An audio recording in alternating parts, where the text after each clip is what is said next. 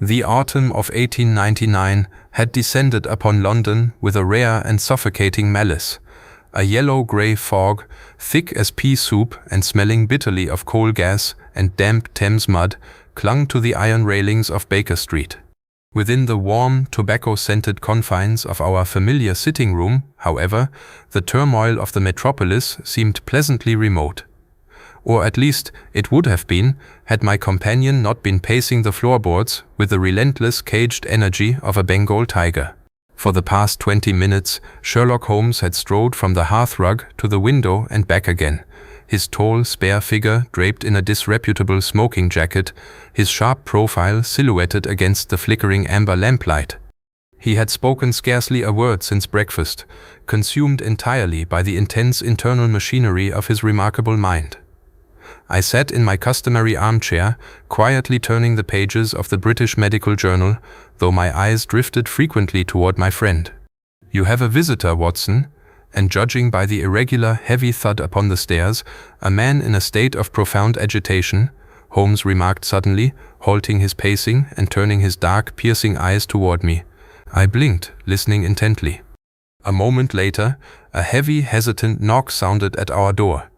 "Come in," Holmes called out crisply. The door swung open to reveal Inspector Lestrade of Scotland Yard. The poor man looked utterly bedraggled. Moisture dripped from the brim of his bowler hat, and his greatcoat was darkened by the relentless London drizzle. Yet it was not the weather that troubled him. His face was pale, pinched with an expression of mingled bewilderment and dread. "Mr. Holmes," Lestrade gasped, clutching his hat tightly in his gloved hands. "Thank heavens you are still in Baker Street. A tragedy has occurred, one that completely defies reason. We have a murder in a locked room, with not a single footprint to be found for 50 yards around the body." Holmes did not rush forward, nor did he display the slightest shock. Instead, a faint, sardonic smile played upon his thin lips. He reached leisurely for his violin, tucked it beneath his chin, and drew the bow across the strings in a single plaintive note. "A locked room, Lestrade?" Holmes murmured, his eyes glittering with sudden, intense interest. "And let me guess, the windows are bolted from the inside, the key is turned in the brass lock, and Scotland Yard is utterly at its wits' end?" Lestrade stared at him, slack-jawed. "Good Lord, Holmes. Word cannot have reached the Yard already? The body was discovered less than an hour ago." "Word has not reached me, my dear Inspector," Holmes replied, laying the violin gently back upon its green baize cloth. "It is merely that your boots are caked with dried peat from the Hampstead Heath district, yet the hem of your trousers bears fresh splashes of salt-water mud from the docks. Combine that geographical anomaly with your customary look of professional incompetence, and the deduction writes itself." Lestrade flushed slightly, though long association had taught him not to take offense at my friend's eccentricities. "Mock me as you like, Mr. Holmes, but this case is no ordinary homicide. The victim is Lord Harrington, found dead in his study at Kensington. But the strangest part, the part that has the Yard whispering of dark superstitions, is the manner of his death. His face was frozen in an expression of sheer terror, and scattered across his mahogany desk were a handful of coarse grey hairs unlike any known animal in England, alongside a carved wooden talisman from the high Himalayas. At the mention of the Himalayas, Holmes' posture stiffened. The bored indifference vanished entirely from his features, replaced by an expression of sharp, predatory focus. He strode to the coat rack, snatching his tweed cap and heavy Inverness cape. "Come, Watson," Holmes commanded, his voice vibrating with suppressed excitement. "The game is afoot. Let us see what Scotland Yard has managed to overlook." The hansom cab rattled furiously through the slick, labyrinthine streets of Victorian London, its iron-rimmed wheels throwing up dark spray against the curb as our driver whipped the horse into a steady, desperate gallop. Inside the cramped carriage, the atmosphere was thick with silence. Inspector Lestrade sat hunched in the corner, nervously fingering the brim of his damp bowler hat, intimidated by the palpable aura of intense concentration that radiated from my companion. Sherlock Holmes sat opposite us, his chin buried deep in the collar of his Inverness cape, his dark eyes fixed intently on the flickering amber glow of his briar pipe. He had not uttered a single syllable since we departed Baker Street, preferring instead to mentally dissect the sparse fragments of information Lestrade had provided. For my part, I watched the blurred gas lamps streak past the fog-streaked window, my mind racing with the grim implications of Lord Harrington's demise. A locked room, a face contorted in supernatural terror, coarse grey hairs of unknown origin, and a mysterious Himalayan talisman. The elements of the tragedy read less like a police report and more like the frantic pages of a penny dreadful. Yet I knew, with an absolute and comforting certainty, that behind the theatrical facade of superstition lay the cold, unyielding machinery of human malice. As the cab finally drew to a halt before a stately, imposing Georgian townhouse situated on the quieter fringes of Kensington, the raw dampness of the autumn evening seemed to press down upon us like a physical weight. A pair of uniformed Metropolitan Police constables stood guard at the massive mahogany front door, their breath pluming white in the chill air. They stepped aside hastily at the sight of Inspector Lestrade, casting wary, sidelong glances at Holmes as we stepped across the threshold. The interior of Harrington House was a monument to aristocratic wealth and imperial hubris. Polished oak wainscoting gleamed under the soft illumination of brass wall sconces, and the hallways were adorned with priceless Persian carpets, gleaming suits of medieval armor, and glass display cases filled with exotic artifacts collected from the far-flung corners of the British Empire. But tonight, this grand sanctuary of elite privilege felt hollow and oppressive, haunted by the sudden, violent rupture of life. Lestrade led us in silence up the sweeping grand staircase, past a gallery of stern-faced ancestral portraits, and down a dimly lit corridor until we reached a heavy oak door bearing a polished brass plaque inscribed with the words, "Lord Harrington, Private Study." Two local detectives stood outside the threshold, looking suitably chastened and entirely at a loss. "We have left everything precisely as we found it, Mr. Holmes," Lestrade whispered, stepping forward and turning the brass handle. "Not a soul has crossed this threshold since my sergeant broke the door open an hour ago." Holmes slipped past the inspector with the agile grace of a panther, dropping immediately to his haunches just inside the doorway. I followed closely behind, stepping into the study with a sense of reverent dread. The room was spacious, dominated by a massive mahogany partner's desk, towering bookshelves groaning under the weight of leather-bound volumes, and a roaring marble fireplace that still radiated a dying ember's glow warmth. And there, slumped awkwardly across the leather surface of the writing desk, lay the master of the house. Lord Harrington, a man of formidable build and austere political reputation, was dead. His head rested upon a scatter of unread correspondence, his rigid arms dangling lifelessly by his sides. But it was his face that immediately drew the eye and chilled the blood. His eyes were wide, staring into an abyssal void of pure horror, his mouth frozen in a silent, jagged scream of mortal terror. It was an expression so violently discordant with the tranquil, opulent surroundings that it felt almost blasphemous. Holmes did not immediately touch the body. Instead, his long, slender fingers danced along the carpeted floorboards just outside the entrance, tracing the grain of the wood with millimeter precision. He produced a powerful magnifying glass from his coat pocket, snapping it open with a sharp click, and began to scrutinize the Persian rug inch by inch. "Remarkable," Holmes murmured under his breath, though whether he was addressing us or his own internal monologue I could not tell. He crawled further into the room, his keen eyes scanning every shadow, every wainscot joint, and every fold of the heavy velvet draperies that shrouded the tall Gothic windows. Inspector Lestrade watched him with a mixture of professional skepticism and thinly veiled impatience. "You won't find anything on the floor, Mr. Holmes," Lestrade ventured, clearing his throat awkwardly. "As I told you at Baker Street, the door was bolted securely from the inside with a heavy brass sliding latch, and both window sashes are locked tight with iron latches, rusted shut by decades of neglect. My officers tested every single entry point. It is a physical impossibility for an assailant to have entered or escaped without leaving behind massive footprints, yet the garden below is entirely undisturbed save for the morning gardener's tracks." "Ah, the garden," Holmes said softly, rising smoothly to his feet and brushing a speck of dust from his knee. "And those tracks, Lestrade, did you bother to examine them with the same meticulous care you applied to breaking down this door?" Lestrade bristled slightly. "Naturally. They belong to old Thomas, the groundsman, who was trimming the hedges at 7 this morning. "There are no other marks whatsoever." Holmes offered a faint, enigmatic smile that did not reach his eyes. "Quite so, no other marks of boots.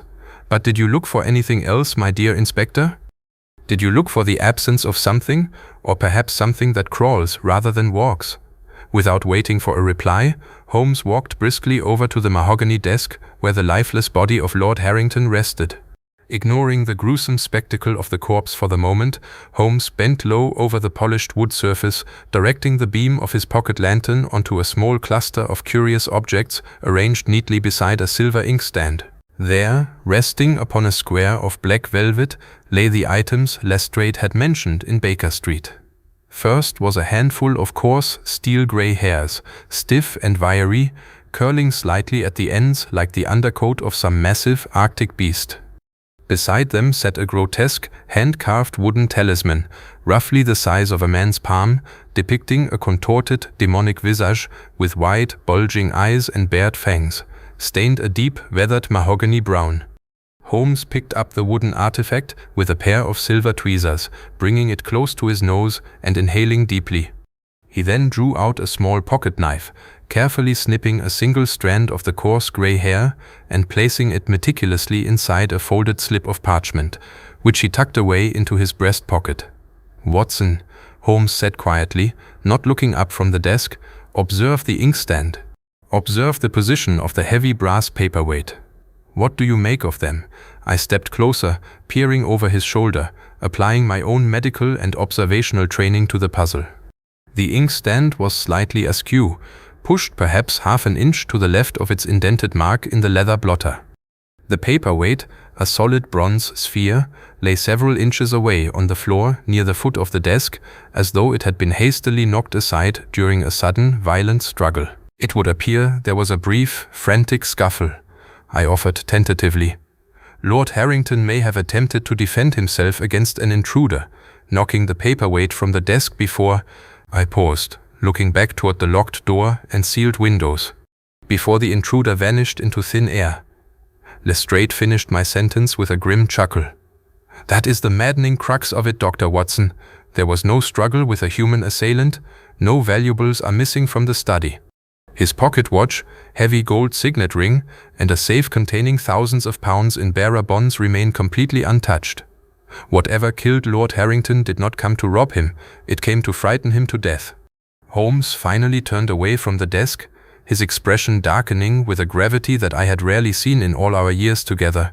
He walked over to the tall, floor-to-ceiling bookshelves that lined the eastern wall, running his pale fingertips along the spines of heavy leather-bound volumes dealing with colonial history, Himalayan geography, and the esoteric folklore of the Tibetan plateau. He paused before a gap in the shelf where a volume had clearly been recently removed, the dust-free imprint of a book's spine gleaming faintly in the amber lamplight. "Fear is a potent weapon, Lestrade," Holmes remarked, his voice dropping to a low, resonant timbre that commanded absolute silence in the room. "And men who spend their lives dabbling in the dark, forgotten margins of the British Empire often accumulate enemies who operate outside the comfortable conventions of Scotland Yard. But men do not die of fright without a cause, nor do locked rooms materialize out of thin argument. There is a method to this madness, a chilling, calculated design that uses superstition as a convenient cloak for cold-blooded murder." He turned abruptly on his heel, his sharp eyes sweeping across Lestrade, the local detectives and myself. "Come, Watson. Our work here within this dismal shrine is finished for the present. We must pay a visit to the East India Club, and after that a rather urgent interview with the late Lord Harrington's nephew and sole heir, a young gentleman who is currently weeping quite convincingly in the drawing-room downstairs." The descent from the grim atmosphere of the upstairs study into the brightly lit grandeur of the Harrington House drawing-room felt like crossing the threshold from an Arctic wasteland into a crowded Victorian parlor. Yet, the warmth of the roaring marble fireplace did little to dispel the chill that hung in the air. As Inspector Lestrade stayed behind to coordinate the removal of the unfortunate nobleman's remains, Holmes and I were ushered into the spacious drawing-room by a trembling butler whose silver-trimmed waistcoat rose and fell with his rapid, shallow breathing. Waiting for us by the hearth was a young man of perhaps 25, whose striking aristocratic features were currently marred by genuine, unfeigned grief. This was Julian Harrington, the nephew and sole legal heir to the late Lord's vast estate. He wore a dark, impeccably tailored morning suit, though his cravat was slightly askew and his fingers trembled as he clutched a crystal tumbler half filled with amber brandy. At our entrance, he looked up quickly, his eyes red-rimmed and hollow, searching our faces for some shred of comfort or comprehension that Scotland Yard had thus far utterly failed to provide. Holmes closed the drawing-room door behind us with a soft, deliberate click, his eyes instantly locking onto the young man with that disquieting, clinical scrutiny that so often unnerved strangers. "Mr. Julian Harrington, I presume," Holmes stated, his voice smooth and measured, cutting effortlessly through the heavy silence of the room. "I am Sherlock Holmes, and this is my associate, Dr. Watson. We have just examined your uncle's study upstairs.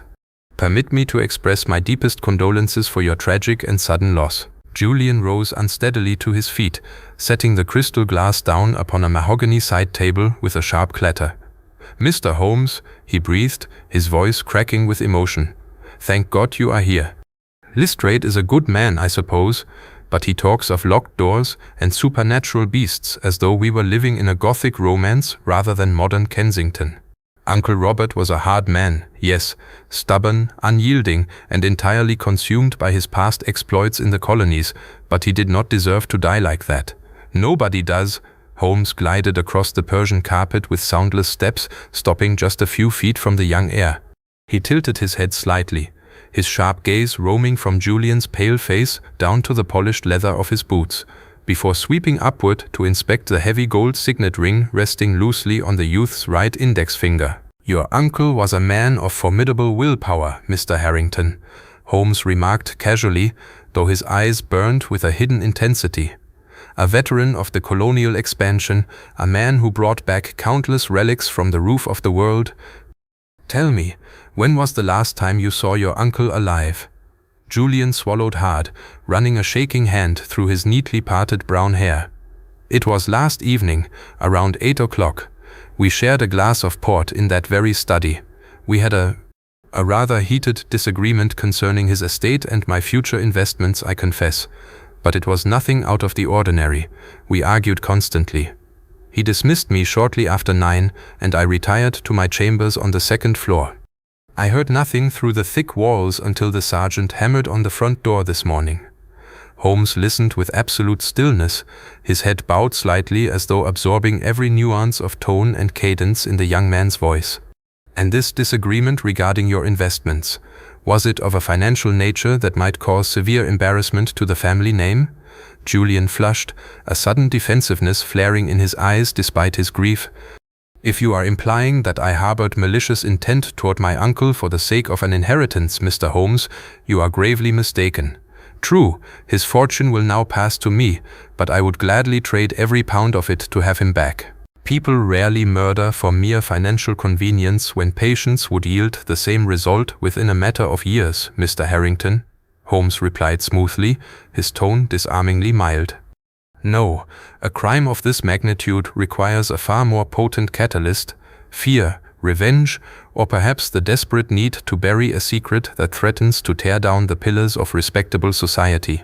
Without missing a beat, Holmes pivoted away from the grieving heir and walked toward a magnificent mahogany globe standing in the corner of the room.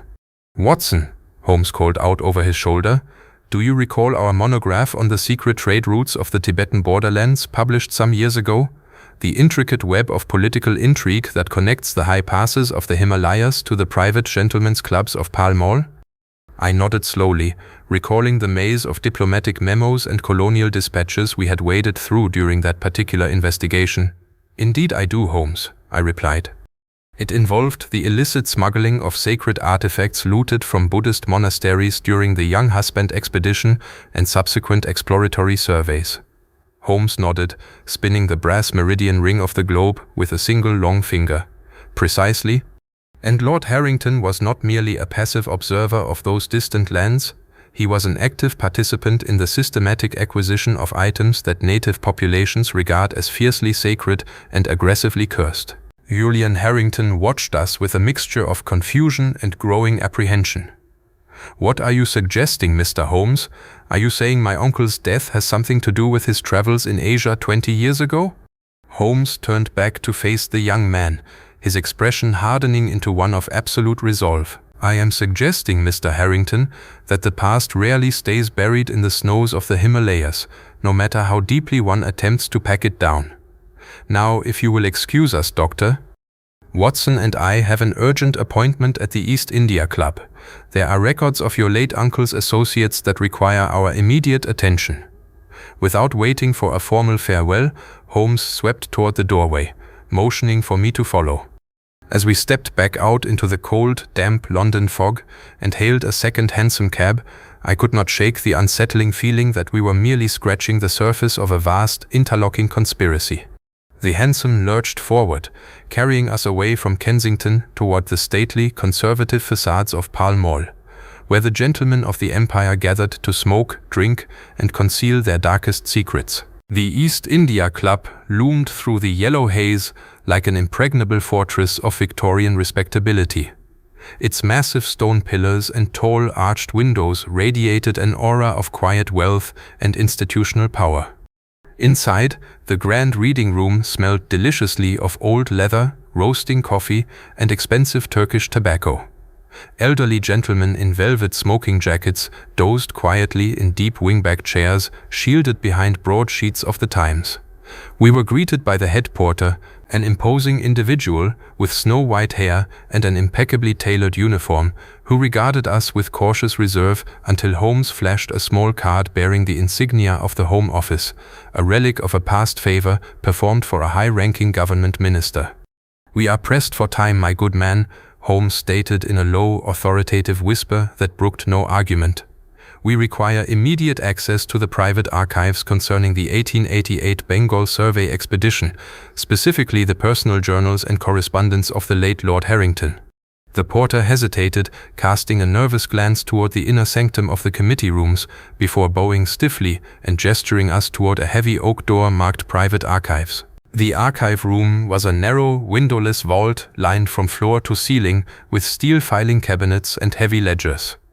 A single green-shaded desk lamp cast a pool of jaundiced light over an oak table in the center of the room. Holmes immediately set to work, pulling down heavy leather-bound ledgers with astonishing speed, his sharp eyes scanning columns of names, dates, and shipping manifests. "Look at this, Watson," Holmes whispered after a quarter of an hour of breathless silence, lifting a fragile yellowed sheet of paper from a tucked-away folder. I leaned over his shoulder, squinting at the handwritten manifest. It detailed a shipment of ecclesiastical treasures, golden butter lamps, sacred scroll paintings, and carved wooden effigies sent from a remote outpost near the Sikkim border to a private London address in the autumn of 1889. But at the bottom of the manifest, scrawled in a fierce, angry hand that bore no resemblance to Harrington's neat political script, was a chilling addendum. "The debt of blood remains unpaid. What was stolen from the mountain shall be reclaimed by the storm." Holmes stared at the sentence for a long, unbroken moment, a slow, triumphant smile curving the corners of his mouth. "The lock was never the mystery, Watson," Holmes murmured softly, folding the paper and slipping it securely into his inner pocket. "The locked room was simply the stage. Now we must return to Baker Street to lay our trap, for the true monster of Kensington is already moving into position." The hansom cab deposited us back at the familiar threshold of 221B Baker Street just as the afternoon shadows began to lengthen, blending seamlessly with the perpetual, soot-stained fog of the London streets. The journey back from Pall Mall had been conducted in absolute silence, Holmes sitting rigidly in the corner of the carriage with his eyes closed and his long fingers steepled beneath his chin, deep in the relentless calculation of his inner thoughts. I knew better than to interrupt him during these periods of intense intellectual synthesis, for I had witnessed too many times how these quiet moments invariably preceded a brilliant, breathtaking unraveling of a seemingly impenetrable puzzle. Upon entering our cozy sitting room, Mrs.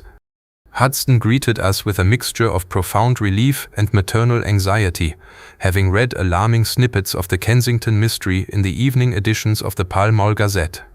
She bustled about the hearth, quickly reviving the dying coals and setting out a fresh pot of steaming pekoe tea alongside a plate of buttered toast, though neither of us possessed the appetite to touch the food. Holmes strode directly to his customary armchair, casting his heavy Inverness cape across the back of the sofa before extracting his battered briar pipe and filling it with dark shag tobacco. The amber glow of a single match illuminated his sharp, ascetic features as he drew the flame into the bowl, exhaling a thin, fragrant cloud of blue smoke that drifted upward toward the ceiling. "The pieces of the mosaic are falling into place with mathematical precision, Watson," Holmes began, his voice breaking the heavy silence of the room as he stared intently into the curling tendrils of smoke.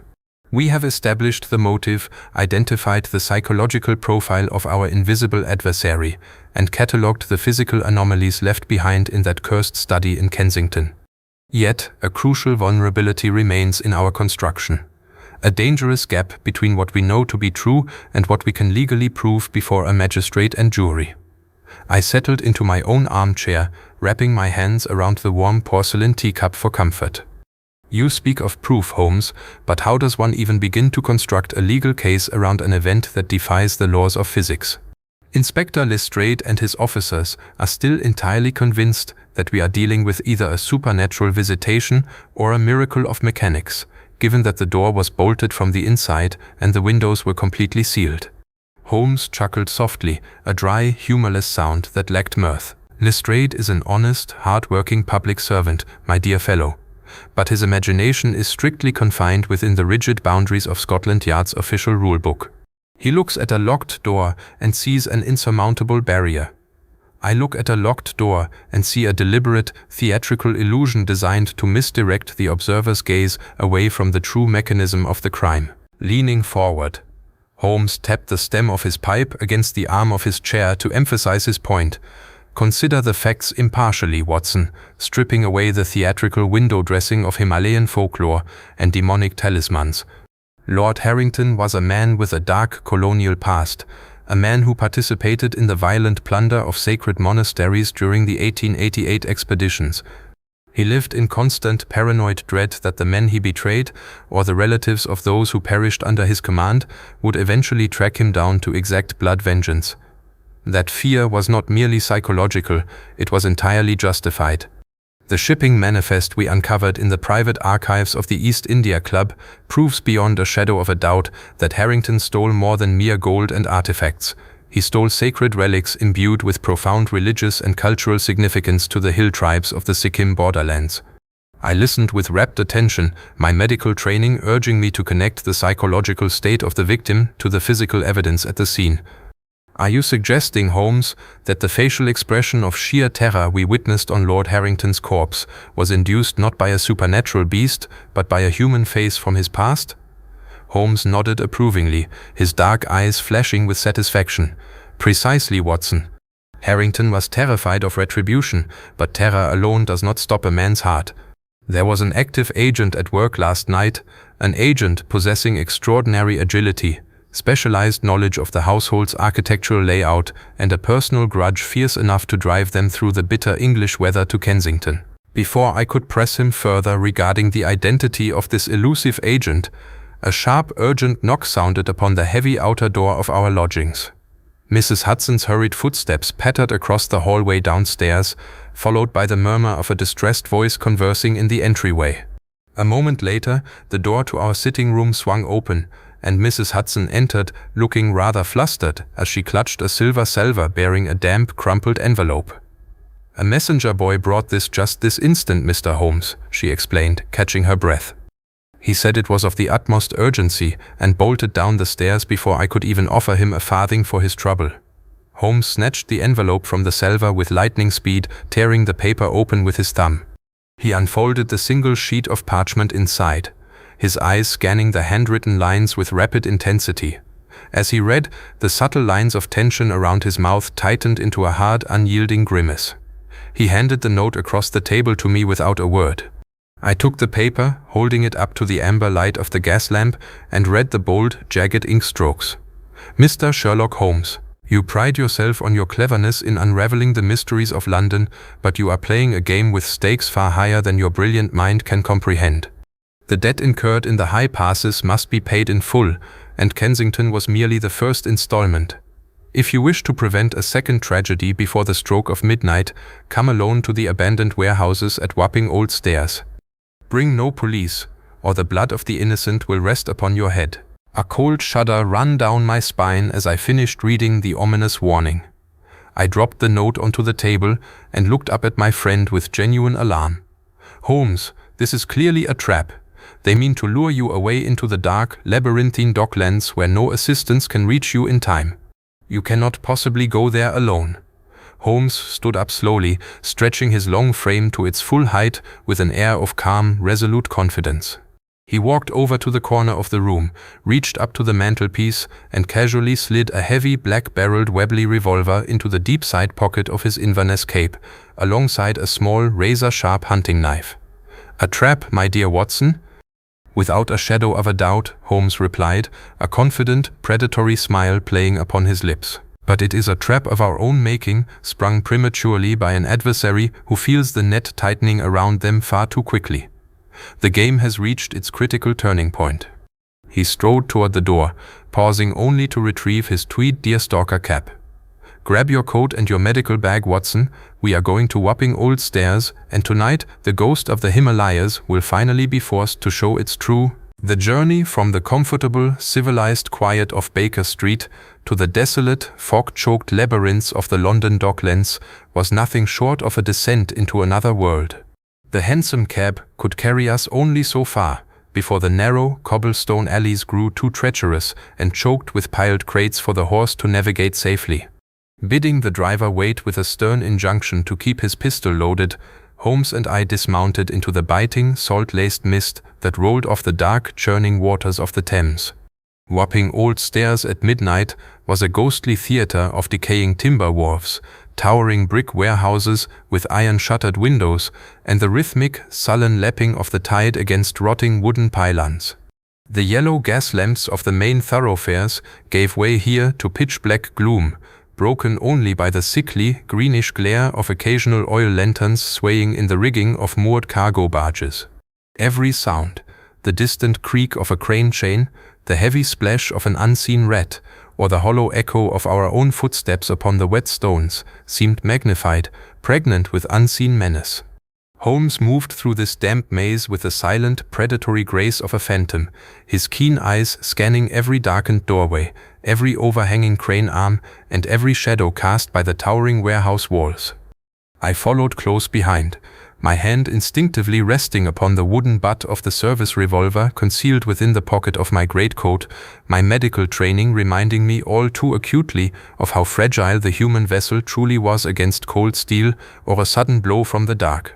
"Stay close to the wall, Watson," Holmes whispered, his voice barely audible above the low groan of the river current. "Our anonymous correspondent is eager to make our acquaintance, but desperation makes an adversary doubly dangerous. They expect us to be flustered, blinded by the fog, and entirely at their mercy."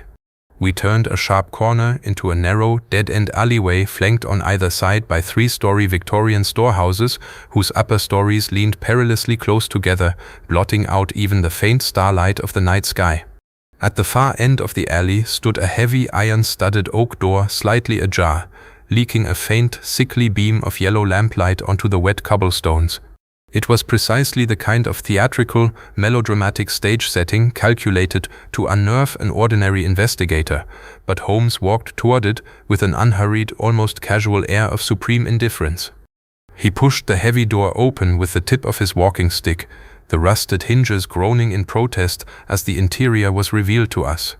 Inside was a vast, cavernous storage hall filled with towering stacks of burlap sacks, wooden crates marked with the insignia of East India trading companies, and heavy coils of manila hemp rope that smelled powerfully of tar and damp hemp. In the very center of the room, standing beside a battered wooden packing crate upon which rested a single hurricane lamp, was a solitary figure cloaked in a heavy fur-trimmed Himalayan parka that seemed entirely anomalous in the humid warmth of a London warehouse. The figure stood motionless, back turned toward us, its face obscured by the deep hood of the heavy garment. As the heavy oak door clicked shut behind us with a sharp echoing snap, the figure turned slowly around to face the illumination of the lamp. A low gasp escaped my lips, for the face staring out from beneath the furry hood was not that of a savage hill tribesman or a bruised colonial mercenary, but rather the pale, aristocratic and thoroughly familiar features of young Julian Harrington. Yet the transformation in the youth was terrifying to behold. The soft grief we had witnessed in the Kensington drawing room had utterly vanished, replaced by a mask of cold, unyielding fanaticism. In his right hand, he clutched a heavy, curved kukri knife whose polished steel blade caught the yellow lamplight and reflected it with a sinister, icy gleam. "So, Mr. Sherlock Holmes," Julian hissed, his voice trembling with a mixture of righteous fury and unhinged triumph, "you actually came. I must confess, even your legendary intellect underestimated the depth of my commitment. You thought you were dealing with ghosts and superstitions, didn't you? You thought my uncle was struck down by a curse from the roof of the world?" Holmes did not flinch, nor did he reach for the Webley revolver in his pocket. Instead, he folded his arms leisurely across his chest, a faint, sardonic smile playing upon his thin lips as he surveyed the young man with mild, professorial amusement. "My dear Mr. Harrington," Holmes replied, his tone dripping with cool, disarming sarcasm, "only a fool or a novelist mistakes theatrical misdirection for actual sorcery.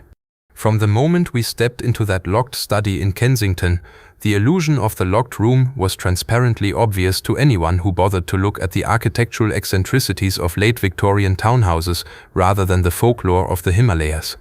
You didn't need to break a window or pick a lock to escape, Julian, because you never left the room through a normal door in the first place." Julian's composure flickered, a sudden flash of genuine panic darting across his pale eyes.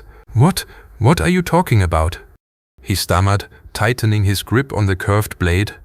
"The room was bolted from the inside. Inspector Lestrade verified it himself." Holmes chuckled softly, stepping forward with deliberate slowness. "Lestrade is an expert at missing the forest for the trees. That study was originally 2 smaller chambers before Lord Harrington remodeled the townhome in the late 70s. The dividing wall was never fully reinforced. It merely concealed a hidden service alcove and a sliding wooden panel behind the heavy mahogany bookshelves, a clever little architectural secret designed to allow Victorian gentlemen discreet access to their private liquor cabinets or escape routes from unwanted visitors. You crept in through the hidden panel while your uncle was engrossed in his ledger, wearing that rather dramatic Himalayan parka and a terrifying papier-mâché mask to induce the fatal cardiac arrest through pure, unadulterated shock. When you were finished, you simply slipped back through the panel, slid the heavy brass bolt from the inside using a simple length of monofilament wire, and locked the mechanism behind you. A master class in misdirection, if one ignores the unmistakable scuff marks of a modern leather boot left inside the hidden alcove. Julian's face drained of all remaining color. The knife in his hand wavered, the terrifying facade collapsing entirely beneath the relentless weight of Holmes' incontrovertible logic. "He destroyed my father!" Julian screamed suddenly, lunging forward with the curved blade raised high in a desperate, frenzied attack. "He left my father to die in the snows of Sikkim while he stole the sacred treasures to buy his London estate. He deserved 1,000 deaths." But even as the young man sprang toward us, Holmes moved with astonishing lightning speed. Without drawing his firearm, Holmes sidestepped the frantic lunge with fluid grace, driving a sharp, calculated blow directly into Julian's wrist.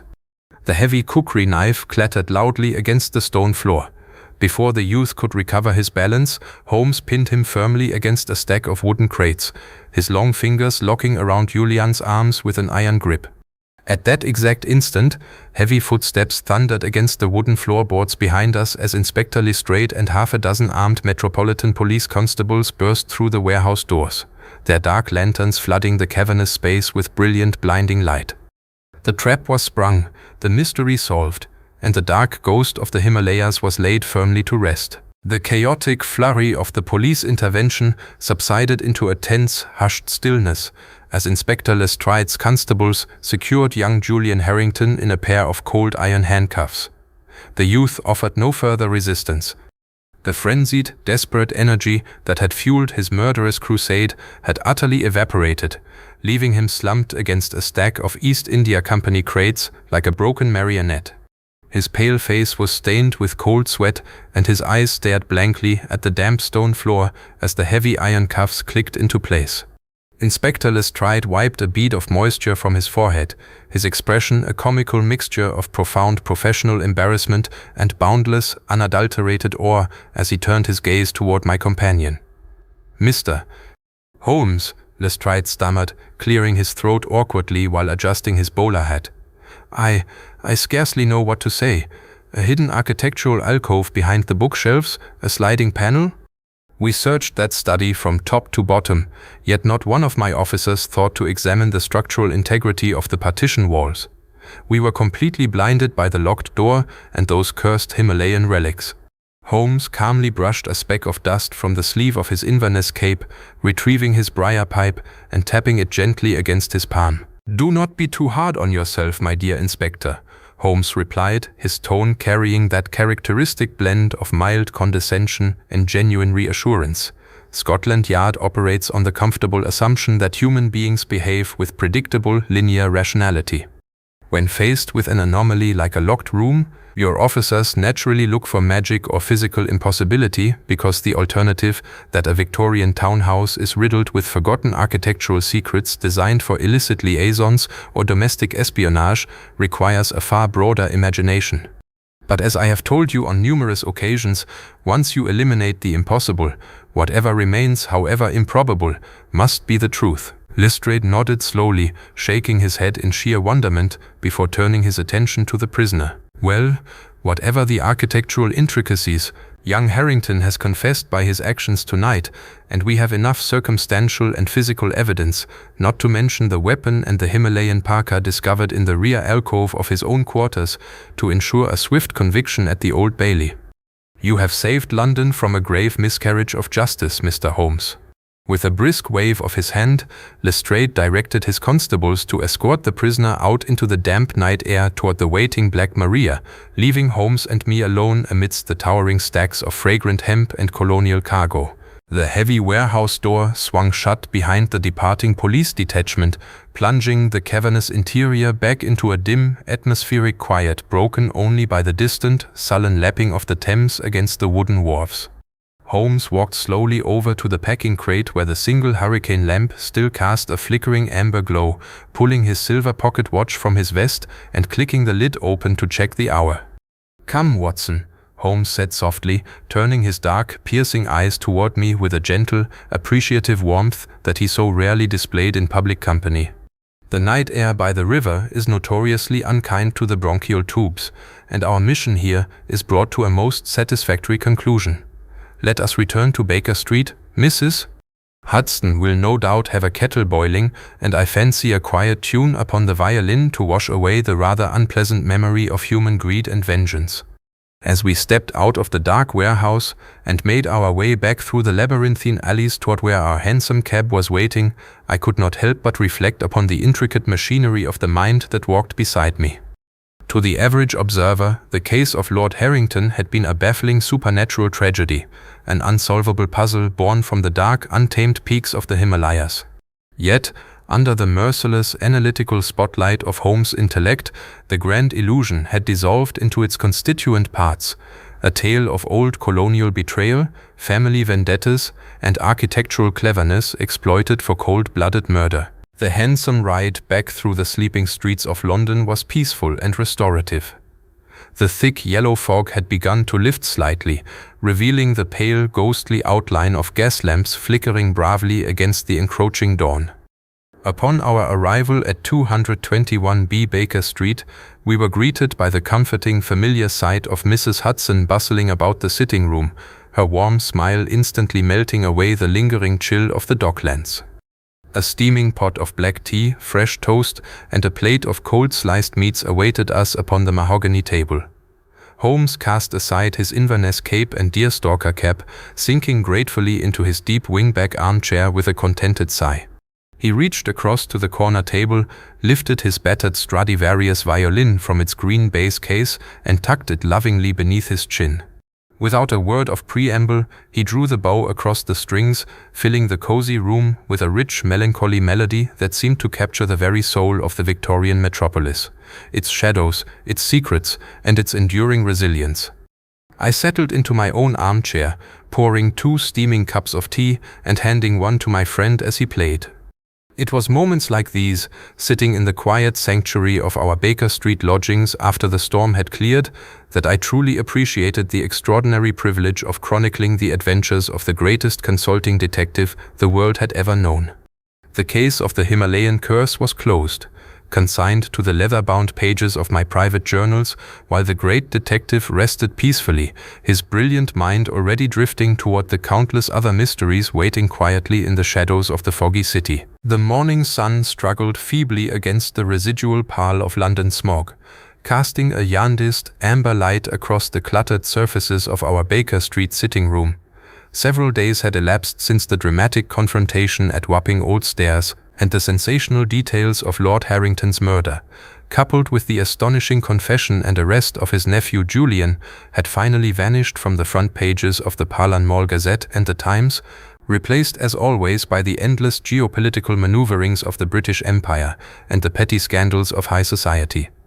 Within our cozy sanctuary, however, the rhythm of life had returned to its customary eccentric equilibrium.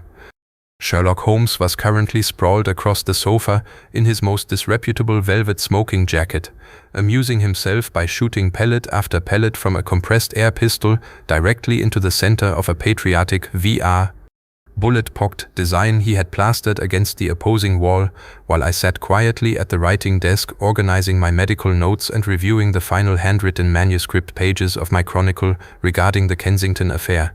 The gentle hiss of the coal fire in the hearth provided a soothing counterpoint to the sharp pop-click of the pistol, creating an atmosphere of domestic tranquility that felt light years away from the damp, terrifying shadows of the Docklands warehouse. "You are frowning over those pages once more, my dear Watson," Holmes remarked lazily without lowering his weapon, his dark eyes never leaving the target as he squeezed the trigger with unerring precision. A soft thud echoed as the lead pellet struck the center ring with absolute accuracy. "I trust your literary sensibilities are not finding the tragic tale of young Julian Harrington too pedestrian for your eager reading public. The public, as you know, invariably prefers a dash of the supernatural over the mundane mechanics of human greed and architectural deceit." I laid down my steel nib pen and turned in my chair to face my companion, shaking my head with a mixture of amusement and mild exasperation.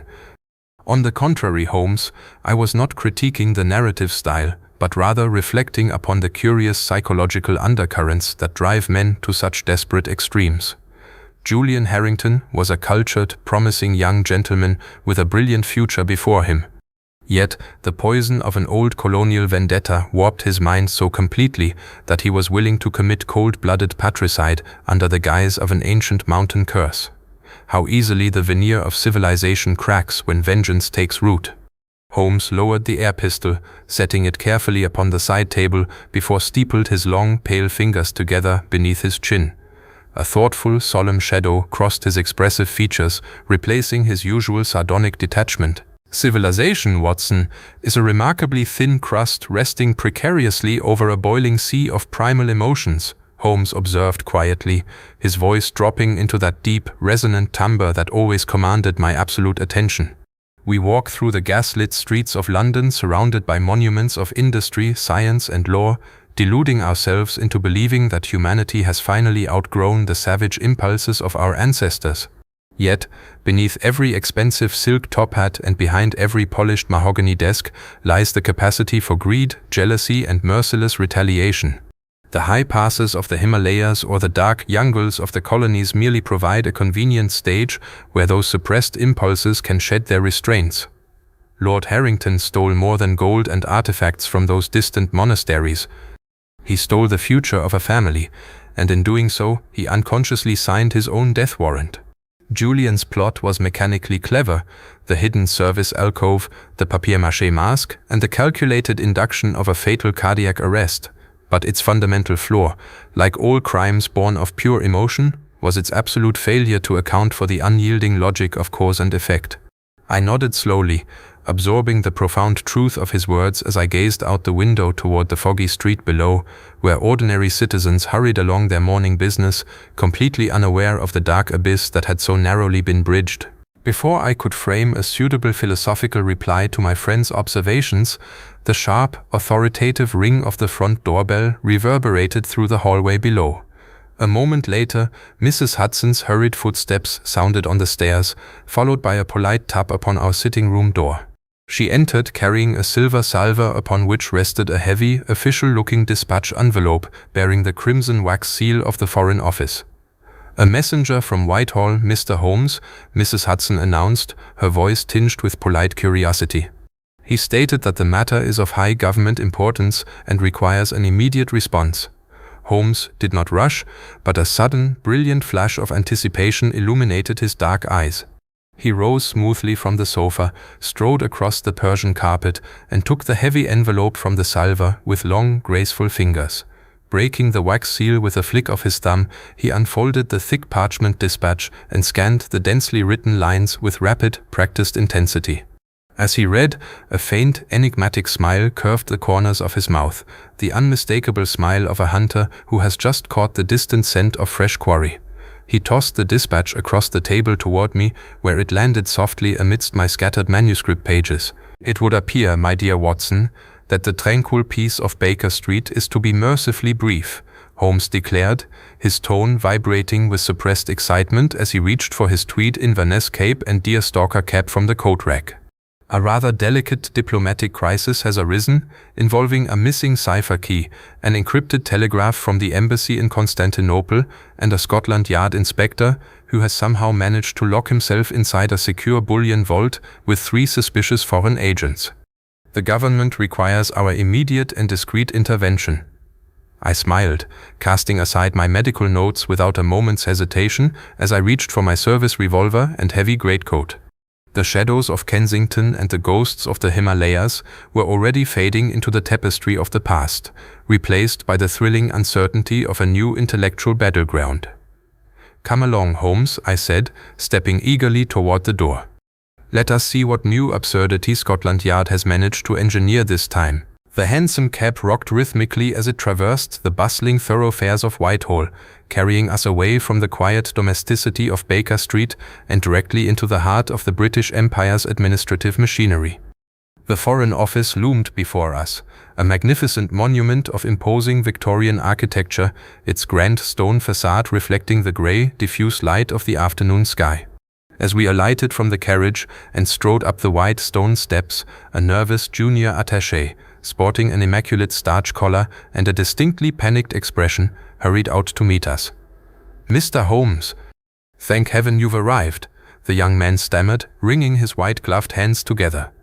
"The permanent undersecretary is beside himself. If word of this breach leaks to the continental press, the diplomatic fallout could compromise our entire Mediterranean alliance."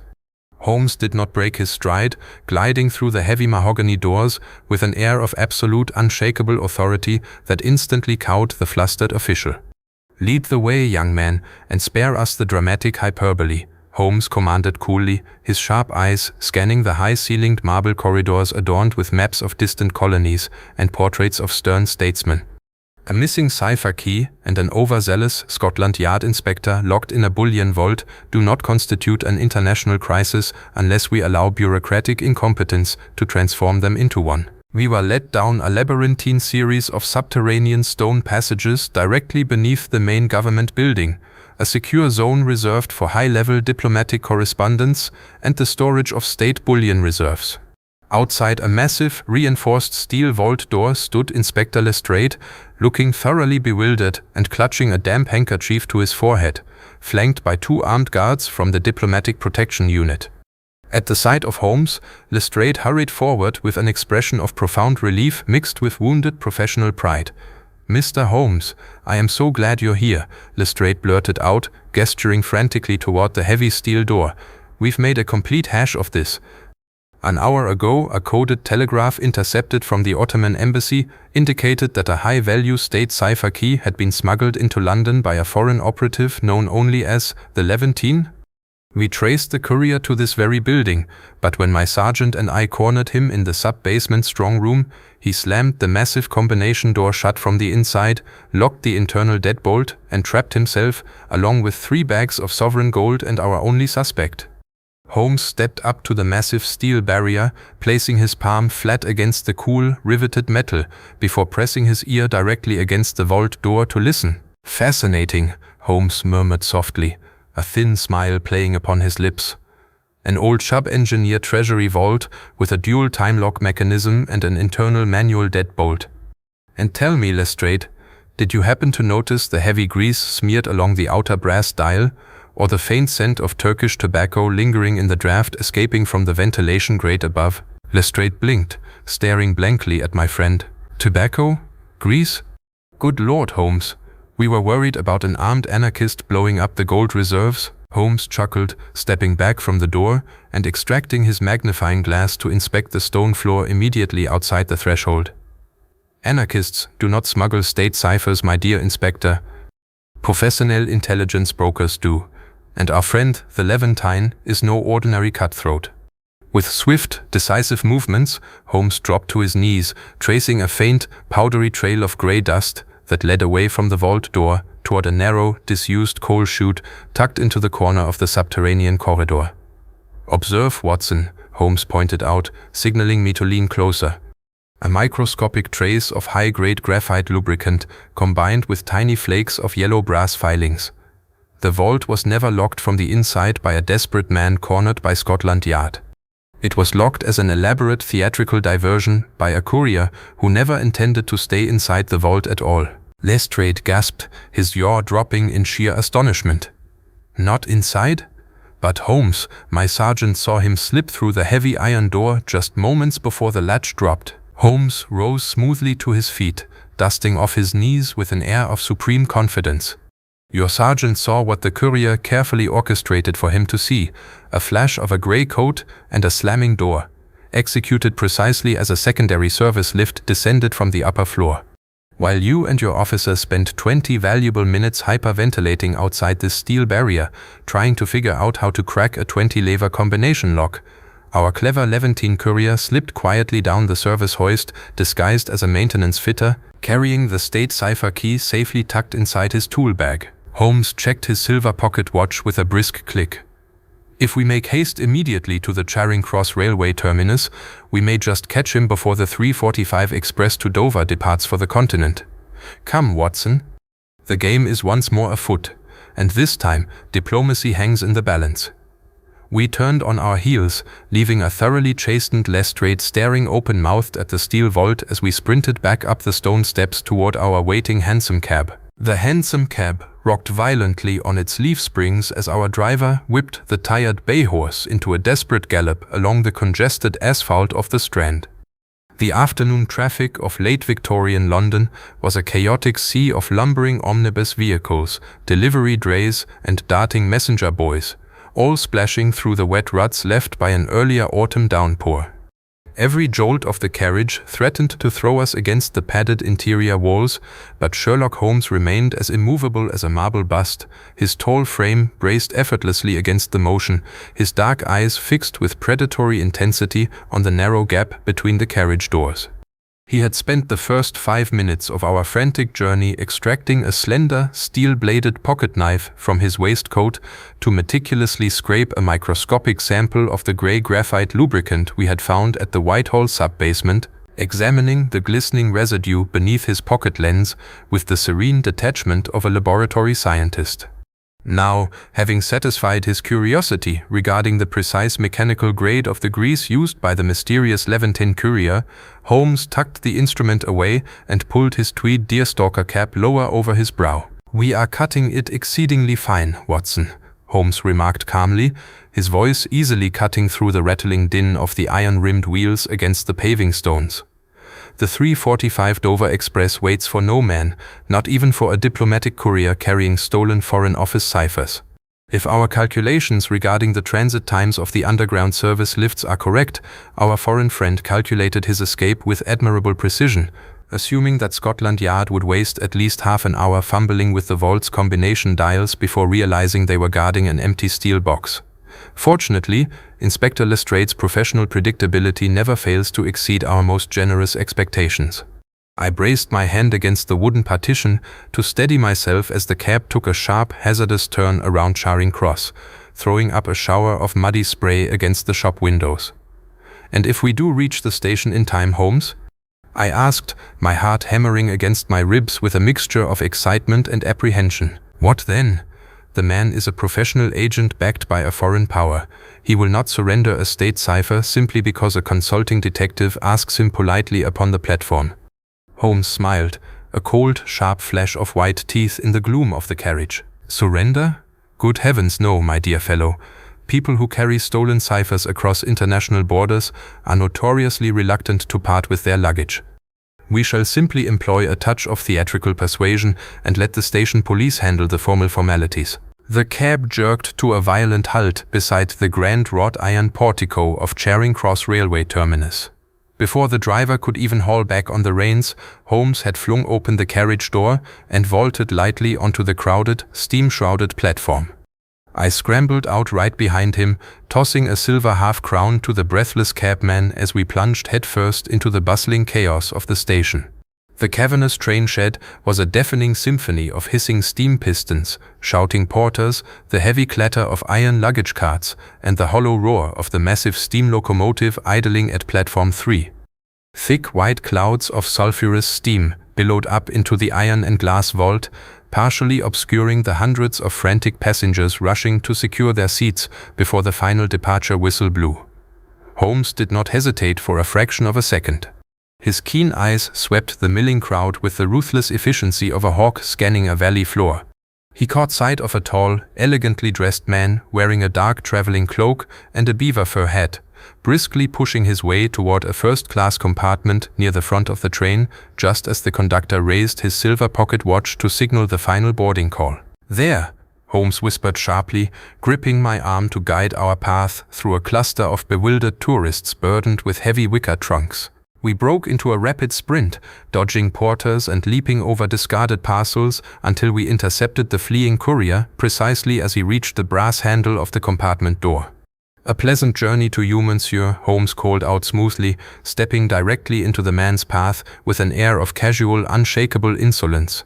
"Though I am afraid your scheduled appointment in Constantinople must be postponed indefinitely." The courier, a striking individual with sharp, olive-skinned features, a waxed dark mustache, and cold, calculating eyes, froze instantly. For a single heartbeat, his hand dipped beneath the heavy folds of his traveling cloak toward where a suspicious bulge betrayed the presence of a concealed firearm. But Holmes was already too fast. With a sudden, lightning-fast movement, Holmes drove his walking stick downward with pinpoint accuracy, smashing it against the man's wrist with a sharp crack of splintering ashwood. A suppressed cry of pain escaped the courier's lips as his grip went slack, sending a heavy leather dispatch case tumbling from his fingers onto the soot-stained wooden platform. Before the dazed operative could recover or make a desperate lunge for the carriage door, 2 railway police officers, summoned by a sharp blast from Holmes' police whistle, converged upon the scene, tackling the foreign agent skillfully and pinning his arms behind his back in a pair of heavy iron restraints. A crowd of curious travelers immediately pressed inward to watch the dramatic spectacle, whispering among themselves in hushed, excited tones. Holmes bent down leisurely amidst the billowing steam, retrieving the fallen leather dispatch case with long, graceful fingers. He unbuckled the brass clasp, lifted the flap, and pulled out a thick packet of encoded diplomatic telegrams stamped with the crimson seal of the Ottoman legation alongside the missing state cipher key we had pursued all the way from Whitehall. Holmes flicked through the documents with a rapid, critical glance before sliding them securely into the deep interior pocket of his Inverness cape. He turned to me with a triumphant, satisfied smile, tipping the brim of his deerstalker cap just as the locomotive let out a deafening, piercing shriek of steam and began its heavy, grinding roll down the rails toward Dover. Diplomacy had been saved, the Empire's secrets restored, and another ordinary London afternoon had transformed into a masterpiece of deduction. The evening shadows had settled deeply over the gaslit pavements of London by the time our hansom cab finally drew up before the familiar, welcoming steps of 221B Baker Street. The frantic energy of the Charing Cross railway terminus and the high-stakes diplomatic machinations of Whitehall felt already like distant memories, swallowed up by the quiet, comforting rhythm of our domestic existence.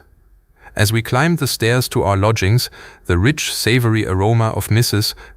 Hudson's roasted mutton greeted us like an old friend, instantly dissolving the lingering fatigue of our exertions.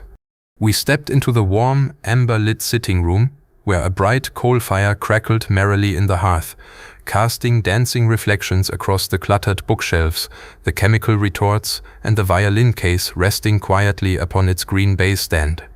Holmes removed his tweed Inverness cape and deerstalker cap with unhurried deliberation, tossing them carelessly across the sofa before sinking gratefully into his deep wingback armchair.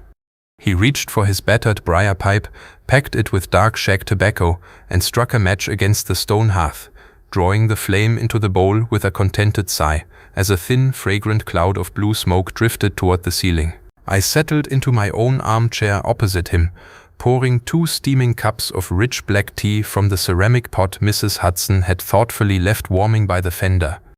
I handed 1 cup to my companion, leaning back against the comfortable leather upholstery as I watched the firelight play across his sharp ascetic features. "Well, Holmes," I remarked with a gentle smile, sipping my tea and letting out a long breath of relief.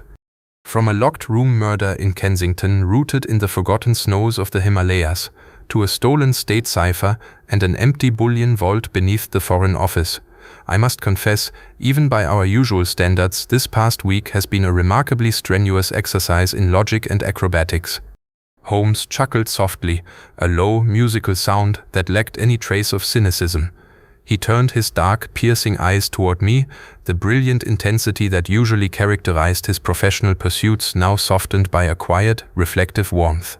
"Strenuous, perhaps, my dear Watson," Holmes replied smoothly, taking a slow sip from his porcelain cup, yet entirely necessary to preserve the fragile equilibrium of a society that insists upon wrapping its most primitive impulses in the comfortable drapery of civilization and political decorum.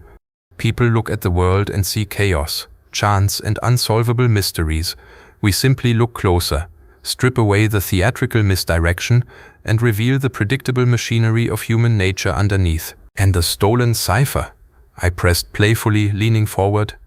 "Shall we receive a formal commendation from the Prime Minister tomorrow morning, or will the Foreign Office quietly sweep the entire diplomatic embarrassment under the carpet to protect the sensibilities of our Ottoman allies?" Holmes smiled, tapping the ash from his pipe into the metal tray beside his chair. "You know perfectly well how these matters are handled in government circles, Watson. The official report will undoubtedly attribute the recovery of the documents to the tireless vigilance and brilliant investigative acumen of Scotland Yard, while our modest contribution will remain comfortably unmentioned, which, all things considered, is precisely how I prefer it. Public adulation is a tedious nuisance. The true reward lies in the intellectual satisfaction of the chase itself." He reached across to the corner table, lifted his Stradivarius violin from its velvet-lined case, and tucked it tenderly beneath his chin. Without another word, he drew the bow across the strings, filling the cozy room with a rich, soaring melody that seemed to weave together the sorrow of the distant mountains, the tension of the docklands, and the enduring peace of our Baker Street sanctuary. I listened in silence, gazing into the glowing embers of the fire, profoundly grateful for the unbreakable bond of friendship and the thrilling adventures that defined our lives together. The city outside continued its restless, foggy slumber, but within these 4 walls, all was calm, orderly, and ready for whatever mysteries tomorrow might bring. The following morning broke with that particular brand of dismal, unrelenting grey drizzle that seemed to belong exclusively to the British capital during the tail end of November.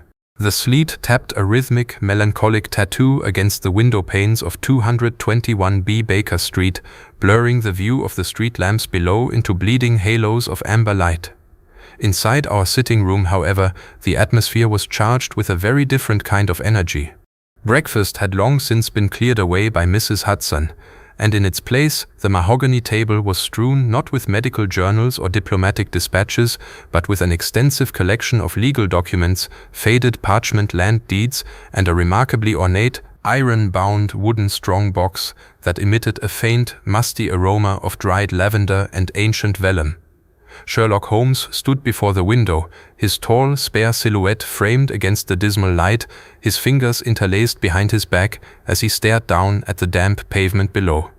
I sat at the writing desk, carefully blotting the final lines of my previous chronicle before turning my attention to the strange assortment of antiquities that had arrived by special courier scarcely an hour before. "You are uncommonly silent this morning, Holmes," I observed, breaking the quiet hum of the burning coal fire.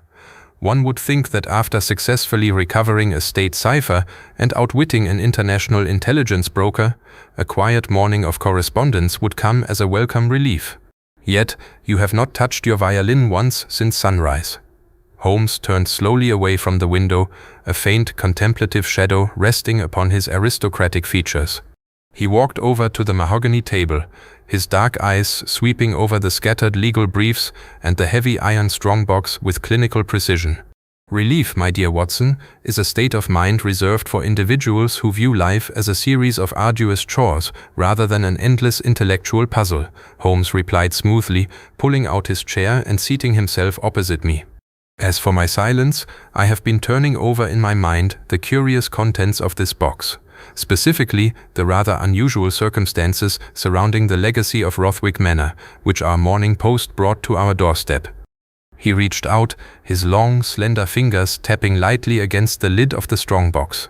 "A legacy left to us not by a grateful government or a terrified nobleman, but by a remarkably eccentric recluse who expired under conditions that local magistrates were entirely too quick to write off as natural heart failure." I leaned forward, my professional curiosity instantly piqued. "Rothwick Manor? Do you mean the ancient estate nestled in the remote marshlands of the Yorkshire moors? The very place we read about in the provincial gazettes a fortnight ago concerning the sudden demise of old Professor Alistair Vance?" Holmes nodded, a subtle smile playing upon his thin lips. "Precisely, Watson. Professor Alistair Vance, historian, cryptographer, and a man who spent the final 30 years of his life barricaded inside a crumbling medieval manor, obsessively cataloguing obscure occult texts and medieval land charters. When the local doctor certified his death as a simple cessation of the heart brought on by advanced age, everyone in the village breathed a sigh of relief and prepared to divide his modest estate among distant, indifferent relatives. Everyone, that is, except for his sole surviving companion and housekeeper, a woman who arrived in London yesterday carrying this very strong box and a desperate plea for our intervention." Holmes slid a folded sheet of heavy vellum across the table toward me. "Read the housekeeper's statement, Watson, and tell me if you still believe Professor Vance died a natural death." I picked up the parchment, holding it closer to the amber light of the gas lamp, and began to read the shaky, hurried handwriting of a woman gripped by genuine terror. "To Mr. Sherlock Holmes, consulting detective, Baker Street. If these lines reach your hands, it means I have failed to escape Rothwick Manor alive. Professor Vance did not die of a weak heart, he was murdered. For months, someone or something has been moving through the sealed corridors of the estate at night, leaving strange, unnatural symbols carved into the oak wainscoting and whispering warnings in a dead language outside his study door. On the night he died, the professor was working on a translation of an ancient Yorkshire charter concerning a hidden vault beneath the chapel ruins. When I found his body at dawn, his desk was ransacked, his cipher notebooks were missing, and the heavy iron strongbox had been forced open. I managed to lock the remaining papers inside and flee to London before they realized what was missing. Please, Mr. Holmes, for the love of God, uncover the truth before the shadow claims the rest of us." A cold shiver ran down my spine as I finished reading the ominous testament. I laid the parchment down upon the desk and looked up at my friend with undisguised concern. "Holmes, this sounds less like a standard criminal investigation and more like a gothic nightmare straight out of the Penny Dreadfuls," I cautioned, adjusting my spectacles.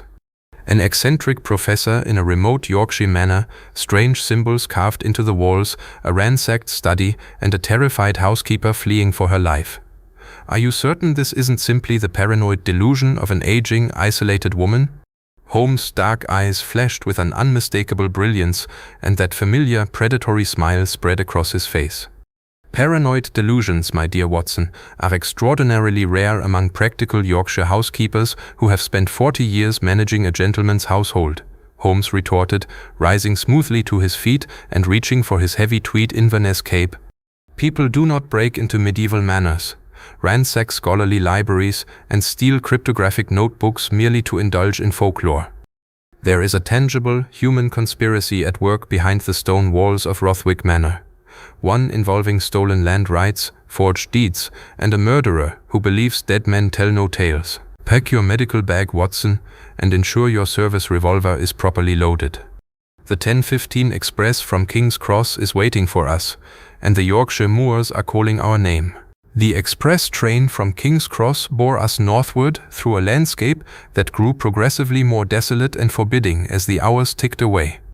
By the time we alighted at a shivering, wind-swept rural halt on the edge of the Yorkshire moors, the afternoon had surrendered to an early ink-black twilight. A biting northern gale swept across the desolate heather, carrying with it the icy damp of the nearby North Sea and driving a fine, needle-sharp sleet against our faces. Waiting for us beside a battered, horse-drawn phaeton shivering against the gale was a stout, weather-beaten local carrier whose anxious eyes darted constantly toward the dark expanse of the moorland. As Holmes and I hurried across the frozen gravel platform, the driver tipped his flat cap nervously. "Mr. Holmes? Thank the Lord you made the train," the man rasped, his breath pluming white in the freezing air. "I'm Job Miller, sent by Mistress Martha to fetch you up to Rothwick Manor. But I warn you, gentlemen, the locals are staying well clear of those grounds tonight. There's talk of strange lights moving among the ruined chapel crypts, and the horses have been restless all day." Holmes climbed briskly into the swaying carriage without a word of hesitation, pulling his Inverness cape tight around his throat, while I scrambled in right behind him, my hand resting firmly on the butt of my revolver within my deep coat pocket. The carriage ride across the moor was a nightmare of jolting wheels, churning mud, and howling winds that battered the wooden chassis like invisible fists. Through the rain-streaked carriage windows, the stark, skeletal silhouettes of ancient gnarled oaks loomed out of the swirling mist like petrified giants guarding some dark secret. After what felt like hours of grueling travel through the labyrinthine moorland tracks, the carriage lurched through a pair of towering rusted iron gates surmounted by crumbling stone gargoyles. There, rising majestically and menacingly against the bruised slate of the evening sky, stood Rothwick Manor. It was a massive, sprawling pile of Elizabethan architecture, its dark stone walls half consumed by thick curtains of dead ivy, its high Gothic windows dark and unyielding save for a single, flickering yellow beacon shining from a ground-floor casement. Job Miller hauled back on the reins with a breathless sigh of relief as the carriage crunched to a halt before the main oak portal. "Here we are, gentlemen," the driver muttered, casting a fearful glance toward the looming shadows of the chapel ruins that jutted out like jagged teeth from the edge of the adjacent marshland. "I'll wait by the stables, but I won't linger a minute past midnight. Plague take it." We alighted quickly, the heavy door swinging open before we could even lift the brass knocker. There stood Mistress Martha, the elderly housekeeper whose desperate letter had summoned us from London. Her face was the color of parchment, her hands trembling violently as she held a heavy brass oil lamp aloft to illuminate our arrival. "Mr. Holmes, you came," she whispered, her voice cracking with emotional exhaustion as she ushered us hastily across the threshold into a cavernous, wood-paneled entrance hall dominated by ancestral portraits whose stern, painted eyes seemed to follow our every move. "Thank God you are here. Since I dispatched that courier to Baker Street, the noises in the East Wing have grown worse. Scraping sounds behind the wainscoting, heavy footsteps upon the stone flags of the abandoned library, and just an hour ago I found the back service door unbolted from the inside, as though someone had come in from the moor." Holmes strode into the center of the hall, his keen eyes sweeping over the vaulted ceiling, the dust-covered Persian rugs, and the grand staircase with swift, clinical precision.